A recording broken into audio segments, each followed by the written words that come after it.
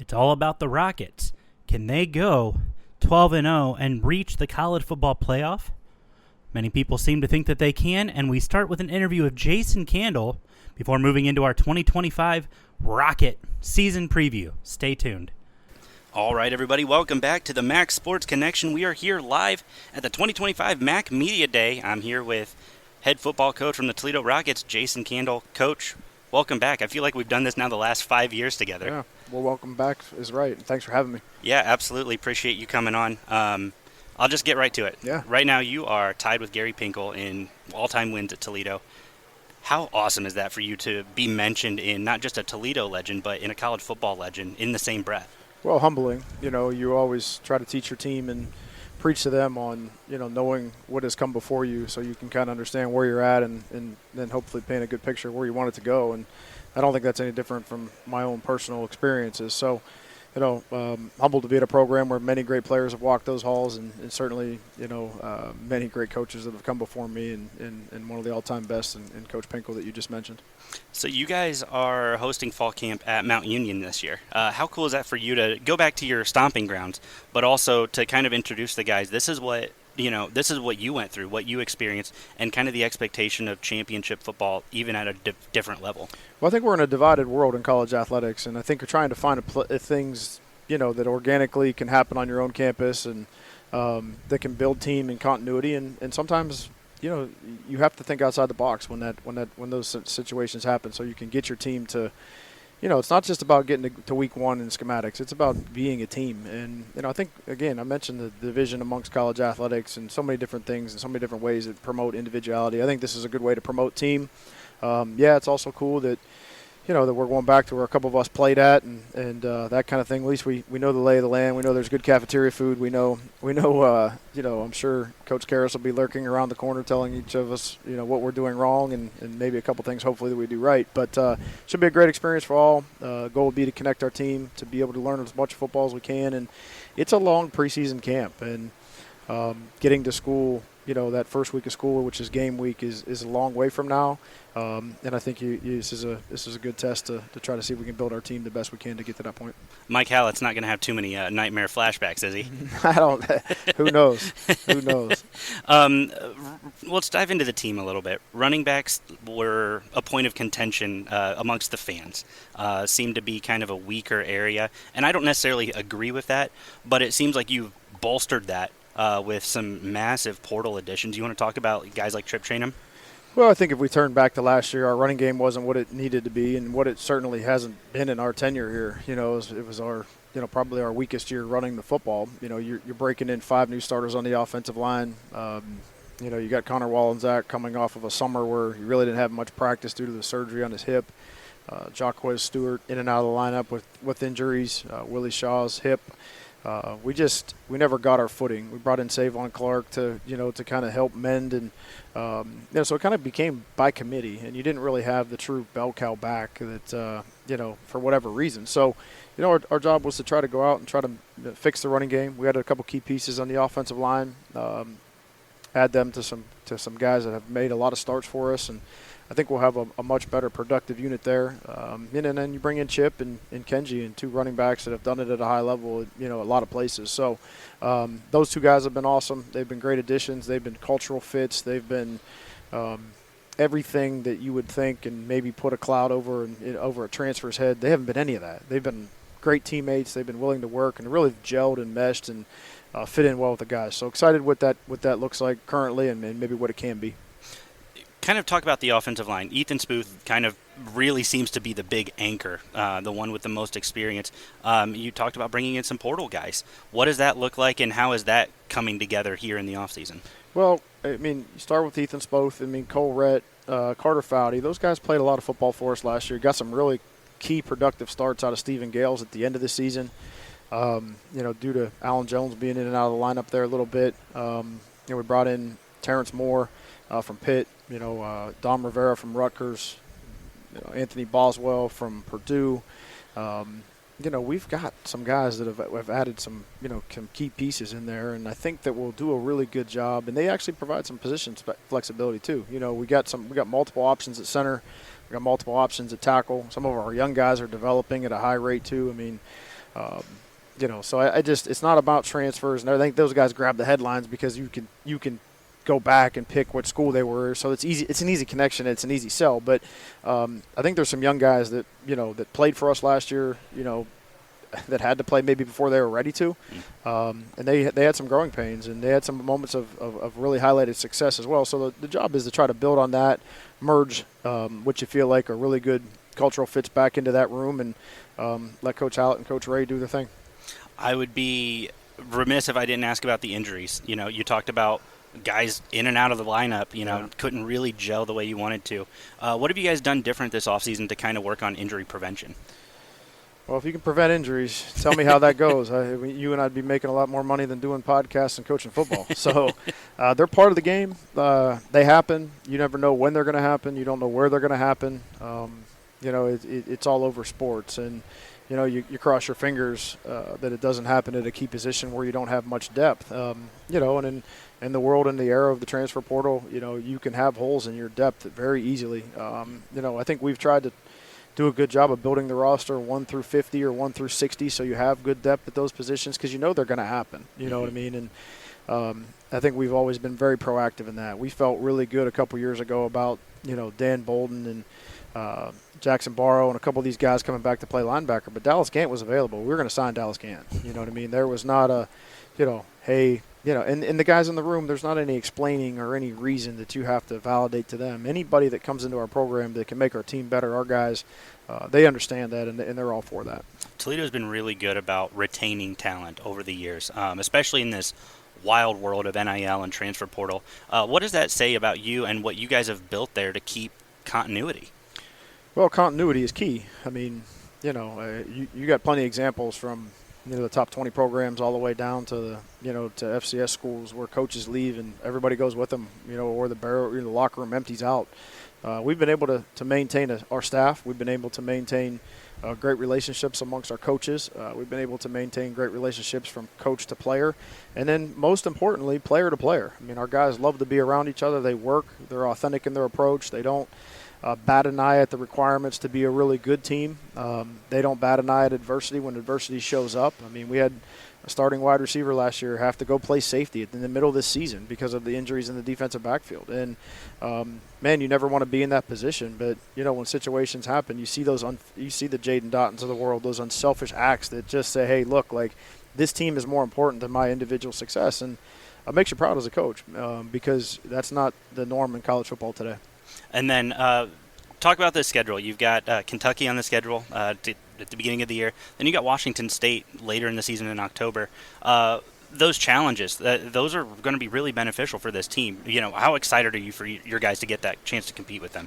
Well, I mean, it's different. You usually, play those games at the beginning of the season. There's not as much space in between, which I think it's different, but I kind of like it, to be honest with you. I mean, I'm a proponent of change. I'm a proponent of midweek games. I'm a proponent of not having the monotony of a schedule and people getting complacent and trying to, stimulate, the edge, so to speak. So obviously Kentucky's a massive opponent for us. It's a SEC program. It's a very well coached team. They've loaded up in the transfer portal. That's going to be a huge challenge for us.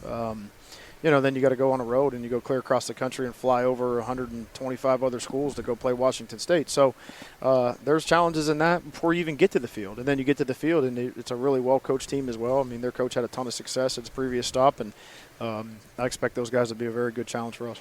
Awesome. Coach Candle, thank you so much for your time. I really appreciate you spending the time with us. Guys, we'll be bringing all the rest of the action here from Detroit with the goal of all 13 coaches. Stay tuned. Thanks so much, guys. All right, everybody. Welcome back. It's the Max Sports Connection podcast. I'm Alex, joined as always by Graham. Graham, I feel like this one is going to be a little bit more personal, given that we're both Rocket alumni. Yeah, we're not quite in Tower Shadows anymore, but we certainly like to rep our Toledo fandom and our alumni status. So happy to talk about some Rockets. It's funny, we're hyped about the Rockets this year, Alex, but it seems like so is everybody else in Macland. People are finally paying attention to what Jason Candle has been doing, and kind of what I mentioned at the top of the show. 15 consecutive years of 500 or better. That's 15 consecutive years of being bowl eligible. Do you know who has a longer streak in the country, Graham? I think you're going to tell me. Boise State, Alabama, and Georgia. That's impressive company to be in when it comes to a bowl eligible streak. So kudos to not just Jason Candle, but you go back to Matt Campbell and Tim Beckman, who kind of really kicked off this streak of bowl eligibility. Tim Beckman resurrecting the program from Toledo Tom, where it saw its lowest point, but I would also argue its highest point. Toledo with a low of 3-9 in 3-8 rather in 2008, but a win over Michigan in the worst season in Toledo history in about 40 years. So you saw some highs, you saw some lows, but now Toledo riding high, and I think they're going to ride high here in 2025. And we've got the quarterback to do it, Tucker Gleason, coming back. And Gleason, I think, with the exception of maybe Parker Navarro, and we'll talk about him on our Ohio preview, might be the best overall quarterback in the Mid-American Conference. Yeah, I mean, I think there's some questions here about the return of DeQuan Finn. Maybe throws a wrench in that particular metric in terms of best quarterback in the Mid-American Conference. But DeQuan Finn not returning to this team, but to another team in the MAC who we covered earlier. Tucker Gleason takes over for DeQuan Finn last year. And does a very solid job. Of course, going down to that injury is tough. That's tough to do. He has always looked good at both on the ground and through the air. I think the question here is it enough? We kind of looked at DeQuan Finn as the guy who almost willed these Rockets to a MAC championship game a few years ago, and now we're asking, one, do we need that? Is this team with the level of talent that this team has? Do they need a quarterback who's gonna push them all the way? And if they do, because there are going to be games like that where we need a quarterback, is Tucker Gleason that guy? I think, and I think that's a valid question. I think if you're going to be the guy who can be relied on, you've got to have several key components. You got to have receivers who can get open. We'll talk about the receivers here in a second. You've got to have a great running game. We'll talk about the running back room here in a second. And then you got to have a great offensive line. I think Toledo has all three this year. And then you've got Tucker Gleason, who you talk about DeQuan Finn kind of willing Toledo to a MAC championship berth 2 years ago. I think people often overlook that Tucker Gleason came in towards the end of the regular season in 2022 and did what he could to try to continue to will Toledo towards a MAC championship, and was part of the reason that Toledo was successful at the end of the 2022 season. Sure, they lost the Bowling Green game, but Tucker Gleason brought them all the way back. They were down multiple scores, and it took a Bowling Green last second score at the end of the game to win that one. Tucker Gleason brought them all the way back, got them a lead late in that game. The defense just surrendered that fluke score.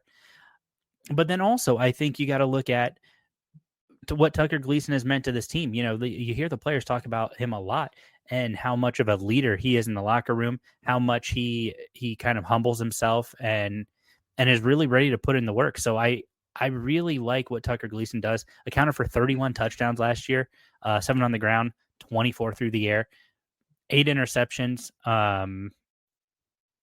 We'll see, almost 3,000 yards. And he played just 12 games last year. Did miss the Northern Illinois game where they had John Allen Richter start. So I think this is going to be interesting to see what Tucker Gleason does in what is truly his final year of college football, and I'm excited. Yeah, I think Tucker Gleason has shown leadership ability in his time with Toledo, and as a senior this year, I expect to see the same. The question of who's the best quarterback in the MAC, I think, is interesting to talk about. But I think what is for sure is that Tucker Gleason is easily top 5. Yeah. No, I think that's a very, very valid argument. Um, and then, of course, the guys behind him, Caleb Osborne, John Allen Richter, all guys who, can play. John Allen Richter saw 5 games last year, had 4 touchdown passes. A great guy to kind of, hey, I'm here, I'm available if Tucker Gleason goes down. I don't think he's the guy who's going to will you to victory, but I think that he's a great plug and play. And the reason I say plug and play, we'll talk about that here in a minute. This running back room. I think this is we saw how, let's just say it, how poor the running back room was a year ago. This was not great. We thought that last year was going to be a big year for guys like Connor Wallenzag, Willie Shaw, even Kenji Christian, and this running back room wasn't stellar. Jaquez Stewart in his final year at Toledo wasn't the best part of that offensive line, part of that, some of the schemes. But I think this year, this is a really promising running back room with former Buckeye, former Wildcat Chip Trainum coming in, taking over bell cow duties. 1 year of eligibility left. I think you should be excited if you're a Toledo fan that you have another true bell cow coming in to take over the backfield duties. Yeah, I mean, I think there's been a little bit of an experiment at Toledo over these past couple of years as to can we get by with a running back by committee sort of approach, and it never lasts long. It certainly never lasts an entire season, and the difference here is very talented guys. Connor Wallensack saw the bulk of the work last year after, as you talked about, Jaquez Stewart just really couldn't seem to get things going. So certainly he's going to get some work. Willie Shaw saw a little bit of work last year. A ton of experience for these running backs. But I think you're right. I think Chip Trainum is the bell cow, former 4-star recruit, former Buckeye, former Wildcat, and current Rocket. I very much expect that this guy is going to be one of the more talented running backs in the MAC. And I think he's going to put up a lot of production for Toledo.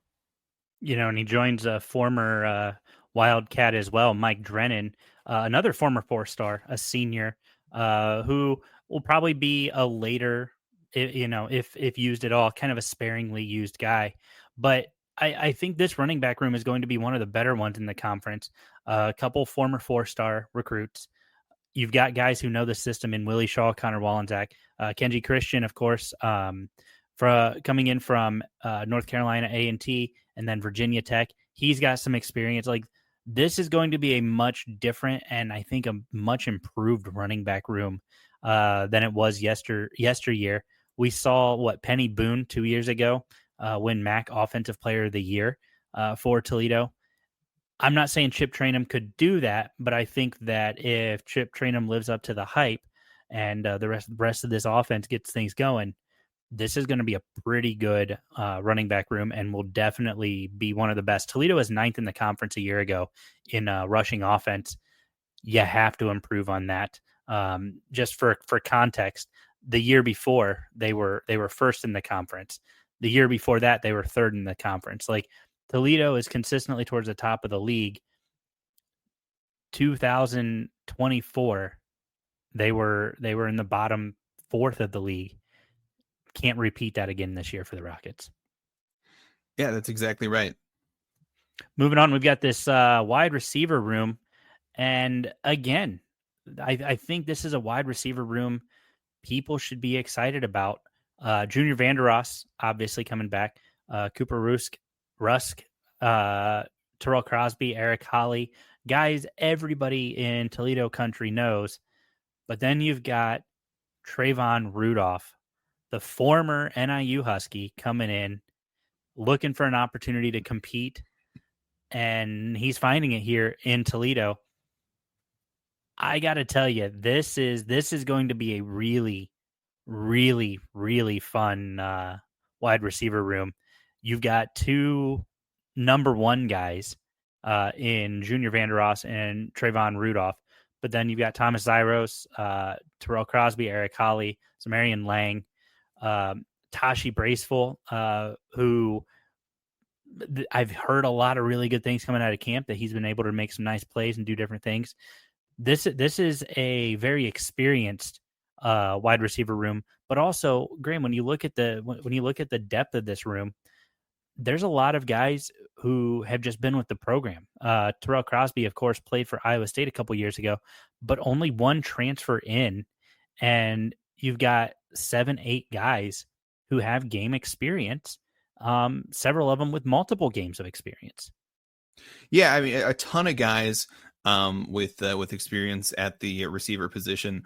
And Toledo likes to do that. Toledo likes to rotate a ton of guys in and out of their receiver positions. Last year the kind of 1-2 punch for the Rockets was Junior Vandeross, who we talked about, as well as Jerron Newton. Hard to replace Jerron Newton. Yeah. His name is all over the Toledo record books, and it's tough to talk about a guy who just comes in and takes over that role. Trayvon Rudolph might be that guy, Alex. I mean, he is certainly not going to stick around with the Rockets long enough to break any of those Jerron Newton records. But he is dynamic. He is a playmaker. He can make big plays.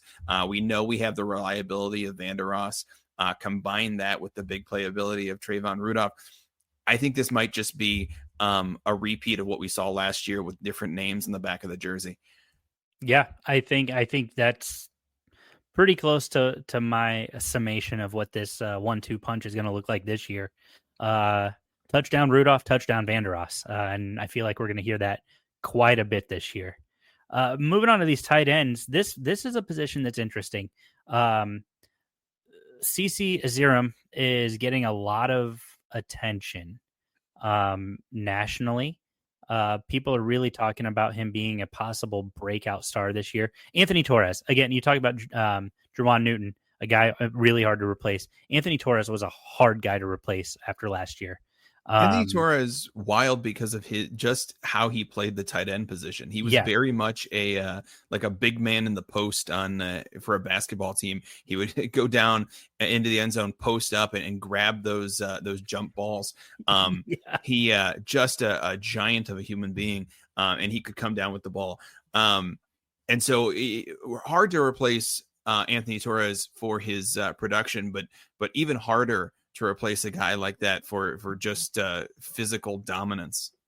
Well, and I think that's what we're going to see, right? CC Aziram, like I said, getting some national love. He was listed as a potential freak for the 2025 season, but I think you got to look at this Holy Cross transfer, Jacob Peterson.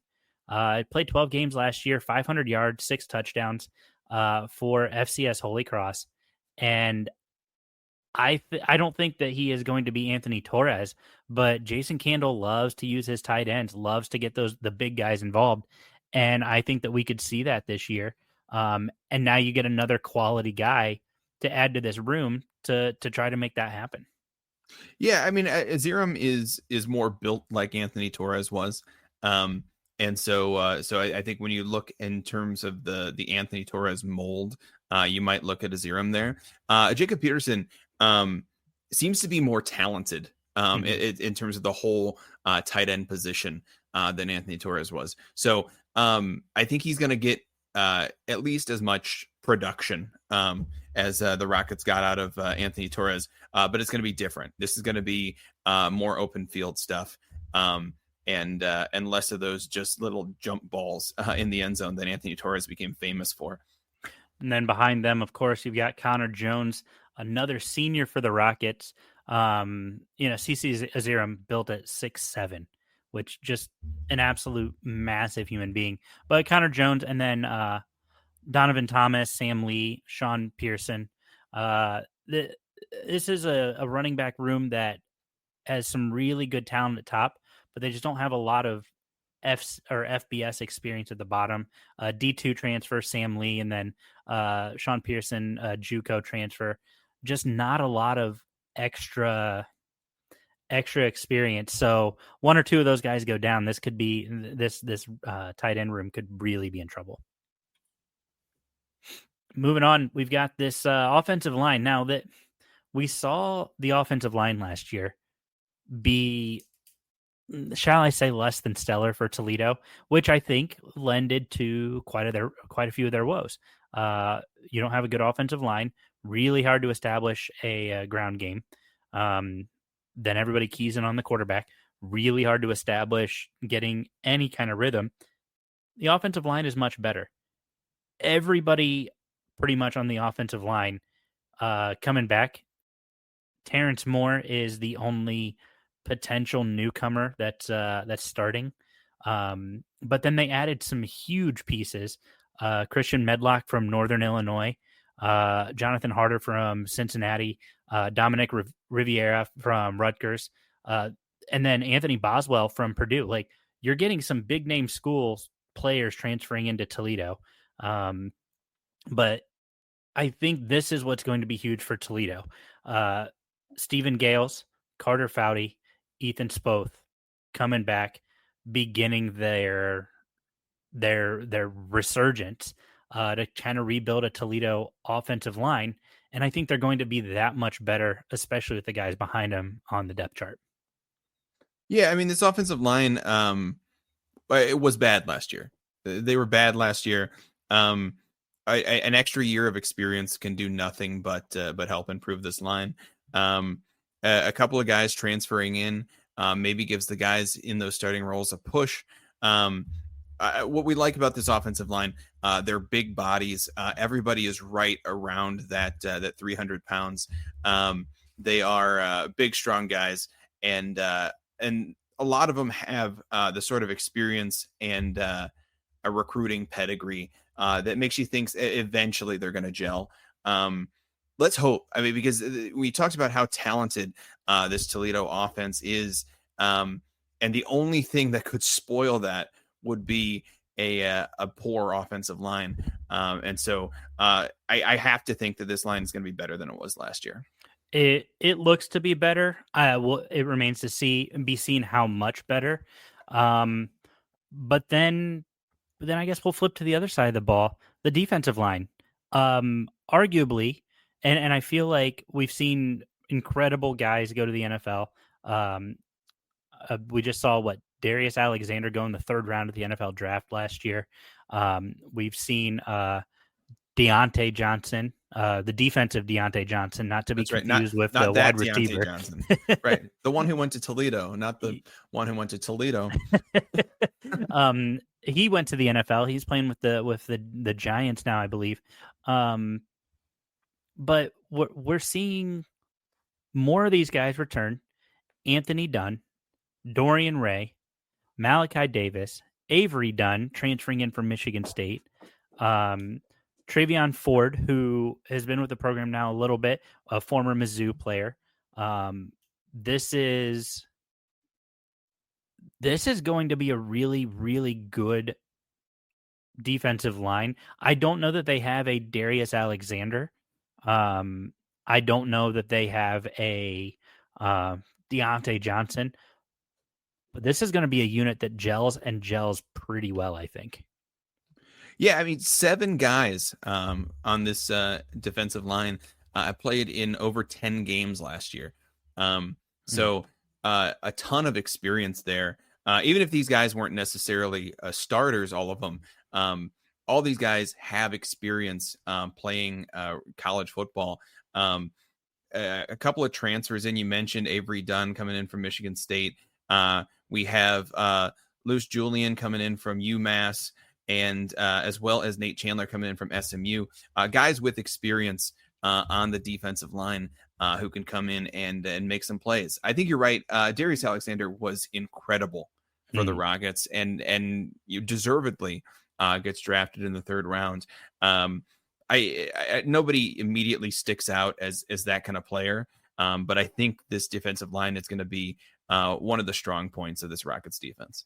Yeah, I'm really excited. I think that this could be an opportunity for a guy like Malachi Davis to really step up. You know, he played in 13 games last year, 12 tackles.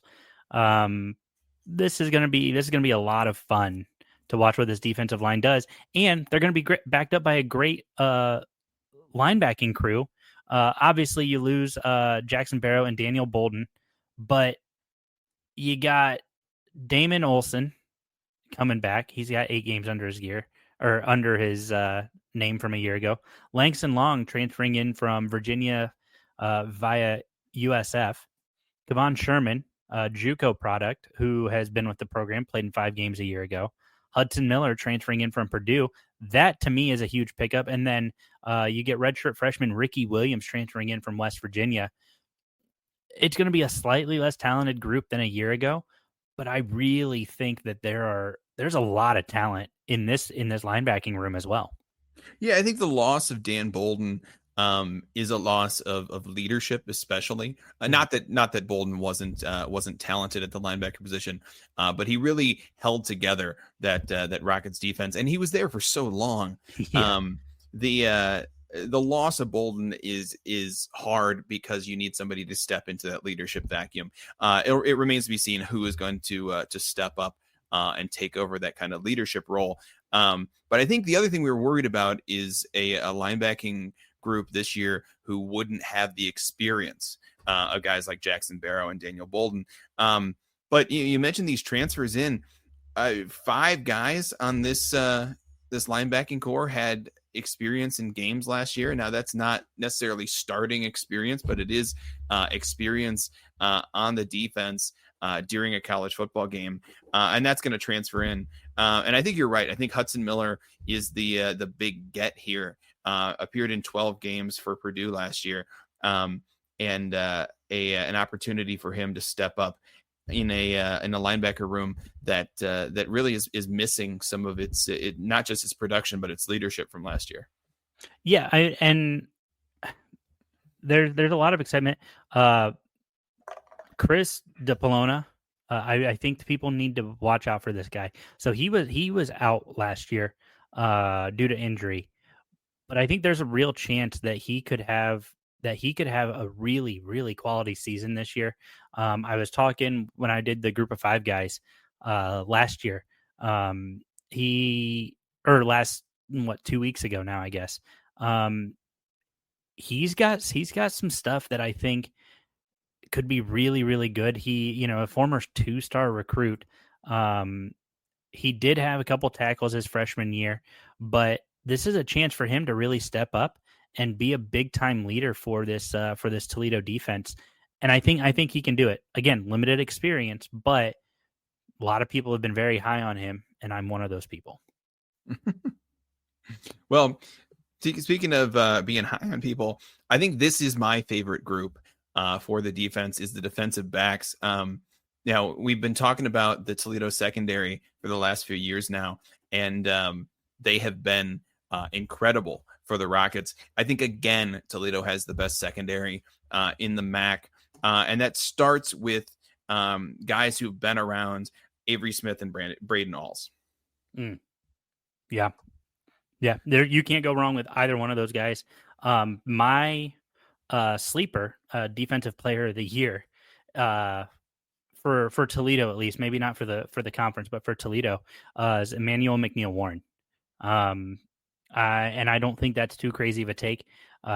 He's a senior, and I think there's an opportunity for him to just have an incredible breakout year. But you can't discount guys like Jaden Dotton, who have just been excellent for Toledo. That this is not just a good secondary. I think it's a pretty deep secondary. All but 5 guys have game experience, and just 3 guys transferring in. Andrew Wilson Lamp from West Virginia via East Carolina. Braylon Moore coming in from Wisconsin, and then Amir Snowden. By the way, 2 of those guys are former 4-stars coming in from Wisconsin as well. So this is going to be a fun group to watch. Yeah, I mean, I think these guys have just a ton of experience Braden Alls for me was one of my favorite guys to watch on this defense last year. The way he kind of came in at that nickelback position and made big plays. Mhm. I'm love to see the same thing from him this year. I think this whole group is incredibly talented, and I think you're right. I think it's deeper than at first it appears. Now there's a ton of guys who have game experience. A lot of that game experience is one game here, two Sure. games there, not real in-game experience. And when we're looking at the stats, sometimes it's very obvious that these guys got in late in a game or got in for one play at one time, stuff like that. But not all of these guys. I mean, some of these guys got in. They have pass breakups, they have tackles, they have things like that. The top of the group is where the talent lies. The top of the group has real game experience. They have real stats. That's Avery Smith with 8 pass breakups last year. Big deal. Braden Alls with 6 pass breakups last year. Big deal. And Nasir Bowers with 3 pass breakups last year. We're talking about guys who get in, they disrupt the passing game, and they make it possible for Toledo's offense to get the ball back. Yeah, and that to me is, I think, where the value is. You're giving these guys who are transferring in, or some of these young guys, one, an opportunity to compete for those top jobs, but also an opportunity to learn from the guys who have been doing it at Toledo for what feels like 1,000 years. Guys who were in the same locker room and the same lifting session as Quinyon Mitchell, right? Like, as guys like Max and Hook. These are, here's a throwback name, Toledo fans, not too throwback, Samuel Womack. Some of these guys were in those lifting sessions with these players. So this is something that I think is slowly becoming transitive for Toledo, is they're finding really, really good defensive backfielders, and they're just starting to grow them in a conference where defense isn't really the thing that gets you drafted. Toledo's finding ways to get guys to the NFL on the defensive side. Absolutely. Let's talk about the specialists real quick. As far as kicking goes, really, it's going to be the same as last year, right? Yeah. It's got to be Dylan Kunanen. He's a sophomore. He had some struggles, missed some stuff against Akron. If you're a Toledo fan, that game is burned in infamy in your brain from a year ago. But I think that this is going to be a good step forward. A year, he had a great offseason to grow. And Amelia Duran, a solid punter, did a really nice job. I think he's going to get a chance to kind of step forward a little bit. If you're Toledo, obviously you hope you're not using him too much. He just had 60 attempts in 13 games last year, a long of 70 yards. But I think it's going to be really interesting to see who is doing the returning. And I think it's got to be probably Bryson Hammer and then Julian Allen. I think those are going to be the two guys. But don't be surprised if you see Trayvon Rudolph back there, because he's just got so much speed. And Toledo loves their speedy guys doing the returns. You and I witnessed guys like Bernard Reedy doing kickoff returns. I would not be surprised, especially because this is a Jason Candle team, if you see Trayvon Rudolph or Junior Vandeross back there occasionally returning kickoffs or punts just because of the speed. Yeah, Toledo fans know Bryson Hammer. He did a ton of punt returns last year. He an excellent punt returner. Mm-hmm. Not a ton of kick returns for Bryson Hammer last year. So we could see anybody back there. That kickoff return is such a dynamic play, and it's so different than a punt return play. I think you're right. I wouldn't be surprised to really see anybody back there, whether it's Hammer, who has the return experience, whether it's Trayvon Rudolph, who has that big play explosive ability, whether they pull somebody out of the running back room just to see. Any of those things could happen. The return game, I think, is exciting. And Toledo has been one of those teams that'll try anybody back there until they find a hot hand. Yeah, and I think that's what's going to be key. It's find the guy who you can ride. Say, hey, this is our go-to guy. Don't kick to him because he's going to make you pay, and then that gives you a huge advantage on the special team side of the ball. Before we get into the schedule, Graham, I wanted to talk to everybody about the Varsity app by Lairfield. Make sure you guys have downloaded that. We are coming up closer to the college football season, so you're going to want to have this app available. It's free to download on the Apple App Store and Google Play Store.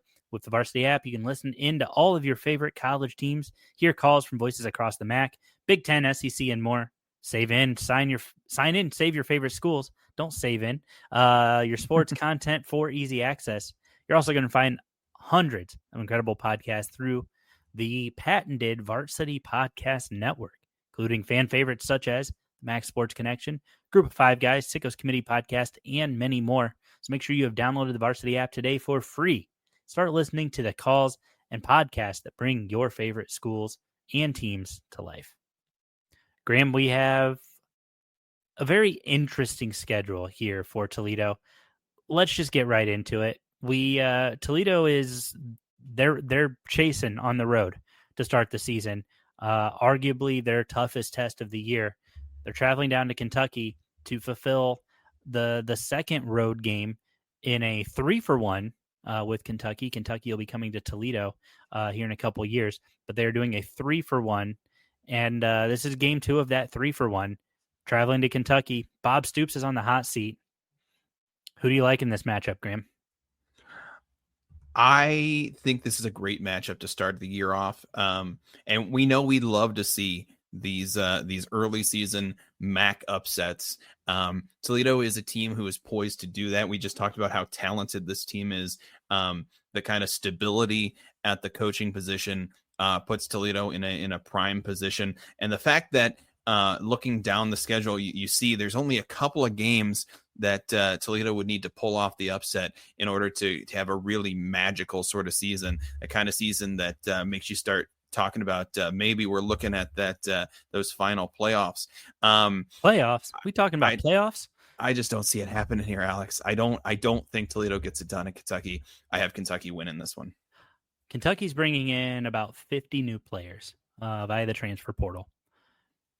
I like the continuity Toledo has at quarterback. I like the added pieces at wide receiver and in the running back room, and that you're going to have a better offensive line. Defensive line and some of the defensive pieces are going to take a little bit of a step back, but I think this offense is dynamic enough. Bob Stoops is on the hot seat. Toledo goes into the season 1-0, back-to-back years with wins over SEC programs. That's a bold take, but I like it, Alex. The following week, Western Kentucky comes to town. Now this one, I like a home game for the Rockets. I have a Toledo win. I've got a Toledo win as well. There's a lot on Toledo fans' minds, a lot on probably the locker room's mind of Toledo had a big lead at Western Kentucky a year ago. Weather delay came in, changed the momentum of the game. A couple questionable calls on fumbles and whatnot, and we can argue that all day long. I like Toledo starting the season 2-0. You get a win over Kentucky. You then can claim victory over the state of Kentucky with back-to-back win over Kentucky schools. And then you get your FCS opponent. Morgan State comes to town. Toledo opening the third week with, I say Toledo gets to 3-0 here with the Morgan State win, and there's not much to talk about. Yeah, I also have Toledo victory over Morgan State. Moving right down the list, we got a game and a date with Western Kentucky. This one's in Kalamazoo. Western Michigan loves to give Toledo fits. I know we haven't done our Western preview yet. We'll be doing that one here next. This feels like an interesting time for Western Michigan. This is a Lance Taylor's big year of, hey, let's take that step forward. I don't think they take the step forward against Toledo. Yeah, I tend to agree. The Broncos started so hot last year, fell off towards the end of the year. And I just think Toledo is ready for them. I think this is a Rockets win. Easy enough for the next three, Graham. You and I have wins down the board, wins against Akron, at Bowling Green, and then against Kent State. And then Yeah, we get one we should highlight in there before we just skip over them. Going into Bowling Green, that rivalry game against new coach Eddie George. We both had that picked for reasons. The reasons we've already talked about. Toledo being such a good team, so much sort of turnover going on at Bowling Green. But this is going to be a good game. This rivalry game, always an exciting game, always a good game. And Toledo got waxed at their place last year. So this is a bit of a revenge game for Toledo heading down to Bowling Green to try and fix the wrongs of the past. I would have this one circled and check this game out. October 11th at Bowling Green. It's interesting. I was going to kind of mention that Toledo has 2 buys within a 4-week or a 5-week period here. And I think that's kind of the perfect storm for Toledo. You get a game against Akron at home, a revenge game from a year ago. I feel like there's a lot of revenge games on Toledo's schedule. Revenge game against Akron from a year ago. You get a bye, so your guys have rested. You travel to Bowling Green, a revenge game against the Falcons. By the way, the Falcons have not beat Toledo at home since 2019. Something to keep in mind, Toledo faithful. Then you get the game against Kent State, which, with respect to Kent State, to Toledo, probably feels a little bit like a bye. And then you take a big trip to Pullman, Washington.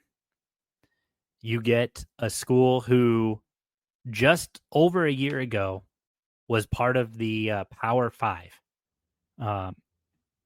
in Washington State, the Cougars. Resource-wise, I think they are still a power school. Name-wise and conference association, not so much. Graham, who do you like in this one? When you talk about resource-wise, I mean that Pac-2 was kind of flush with cash for a moment there, and Washington State certainly reaps the benefits of that. Now, unfortunately, I don't think Washington State is very good. It's that being said, it's always tough to make that travel across the country. This is going to be kind of mid-year here at the end of October. What's going on? I think Toledo's going to have figured themselves out by that point. I don't think that the cross-country trip is going to shake them too much. Hard to go into Washington State and win, but I do have Toledo pulling off that. I think right now this is an upset. Okay. This is where I think Toledo stumbles. This is again big game. You've got a bye week after this game to prep for Northern Illinois at home for midweek action. I kind of a quasi bye, like that 10-day period. You're coming off a Kent State game where you had a chance to fine-tune things. Toledo has not done well in cross-country trips.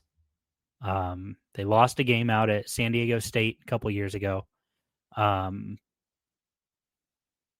This is where Toledo struggles.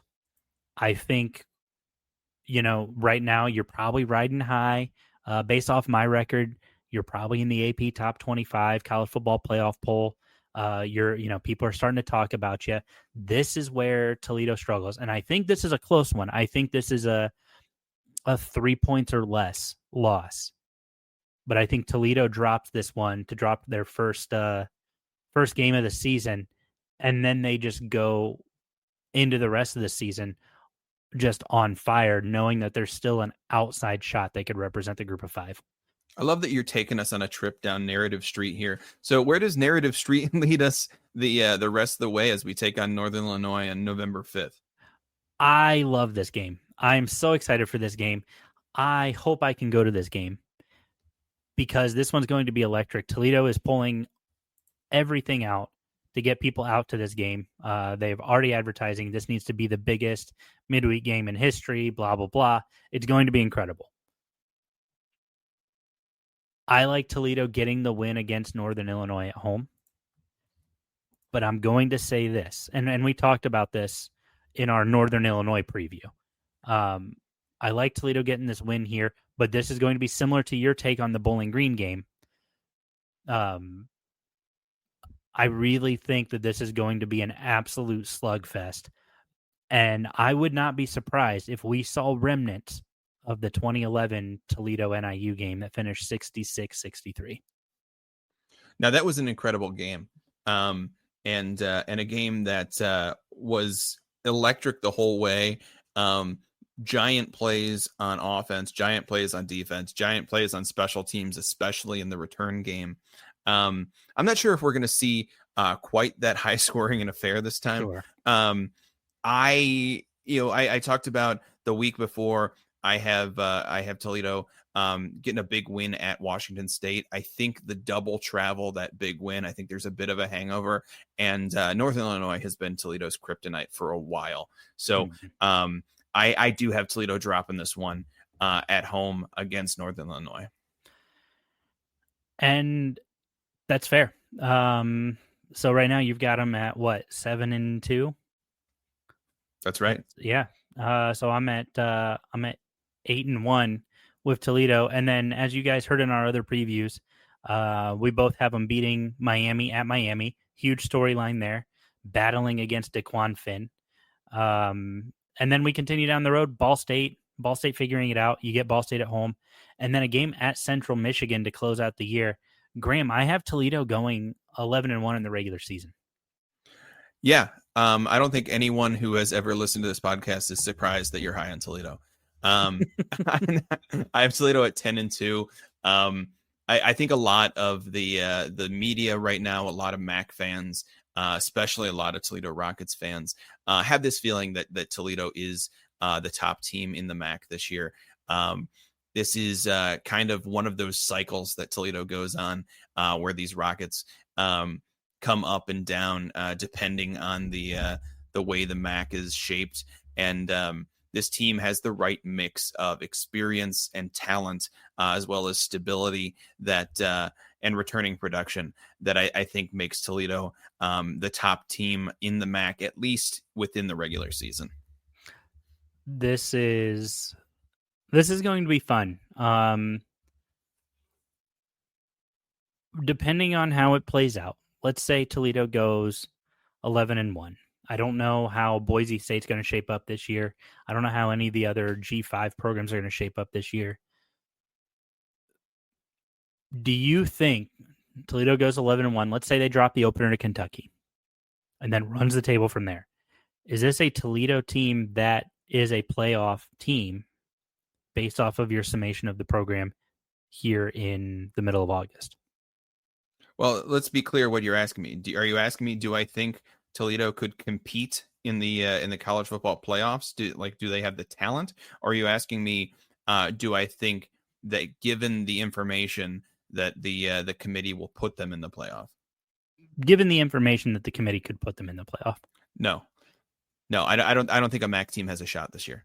You'd have to go undefeated. You'd have to have a couple of big giant non-conference wins in order to have an outside shot. But I really I don't see the respect for the MAC outside of those of us who love it. So I don't really see a road to the college football playoff for even the MAC champion this year.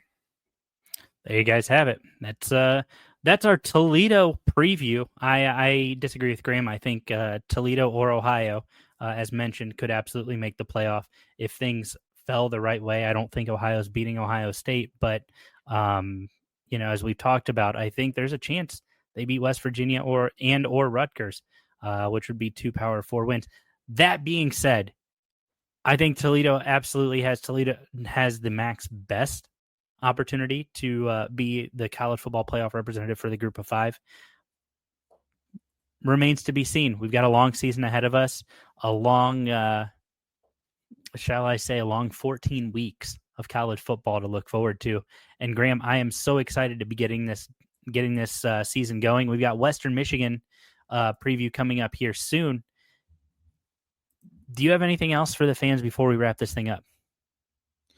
I don't. I think we're getting so close to the start of football season, and we're just itching for it to start. I'm excited to see how these Rockets do, and excited for you to hear what we have to say about the Western Michigan Broncos.